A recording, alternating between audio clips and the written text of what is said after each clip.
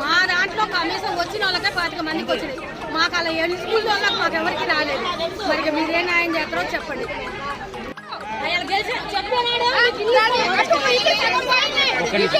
నాకు 3 పిల్లలు 3 అడిగినా నేను ఒక్కటి అడిగినా 20 సంవత్సరాల నుంచి పోరాటం చేస్తున్నాం. ఎందుకు ఇయ్యాలంటే మనిషిగా ఫిల్టర్ డబ్బా పట్టుకొని రోడ్ మీద ధర్నా చేస్తాం. అది ఎవరైతే ఉత్తమ్ కుమార్ రెడ్డి అది ఒక ఇచ్చిన వాళ్ళకి రామస్వామి గుట్ట దగ్గర మాకు ఇల్లు ఇస్తానని సర్వే చేసిరండి.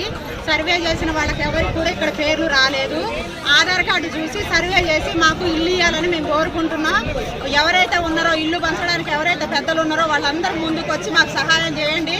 ఇల్లులు అయితే మాకు రాలేదు. అర్హులు ఎవరైతే ఉన్నారో వాళ్ళకైతే రాలేదు. ఈ లిస్ట్ క్యాన్సిల్ చేసి మళ్ళీ సర్వే చేసి మాకు ఇల్లులు ఇవ్వాలి. మా దగ్గర అయితే ఏ ఆర్పీలు రాలేదు, ఎవరు రాలేదు, ఏ సర్వే జరగలేదు మా దగ్గర. మేమైతే అప్లికేషన్ ఎంఆర్ఓ ఆఫీస్ లో పెట్టుకున్నాం, అయినా రాలేదు. చింతల బజార్ 24వ వార్డులో మా ఇల్లులు పోయినాయి. అన్ని వార్డులలో ఇల్లులు పోయినాయి. ఇల్లులు పోయిన వాళ్ళకైతే ఇల్లులు రాలేదు. ఇల్లులు ఉన్న వాళ్ళకి, స్థలాలు ఉన్న వాళ్ళకే ఇల్లులు వచ్చినాయి. ఇప్పుడు వచ్చిన లిస్ట్ లో ఉన్నాయి కూడా ఆఫ్ చేసి ఇప్పుడు మళ్ళీ ఎంక్వైరీ చేసి మాకు ఇల్లులు ఇవ్వాలని మేము ప్రజలకు అందరికి కూడా గవర్నమెంట్ ఎవరైతే ఉందో వాళ్ళకి మేము అడుగుతున్నాం. అంతే.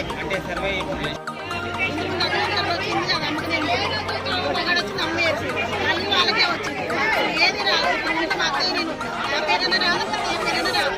అత్తయ్య పేరు రాలి, నా పేరు రాలి. ఏం లేను అలా మా లంచాలు ఇవ్వాలనే కూడా మాకు రూపాయలు లేదు మా దగ్గర. కాల్ చేసి పడిపోయినాయి సార్. మాకు ఎంత ముందు ఎవరు లేవు. నేను ముసలిని బేరం చేస్తే సార్ చూడ సార్ ఇల్లు లేదు, ఏమి లేదు సార్. మాకు ఆధారం ఏమి లేదు. మీరు తప్ప సార్ మాకు న్యాయం చేయండి సార్, మాకు ధర్మం చేయండి సార్. కాల్ చేసి పడిపోయింది దేవుడు మీరే సార్. మాకు ఇల్లు వాకిలు ఏం లేవు సార్. కిరాకి ఇల్లు వస్తున్నాం సార్.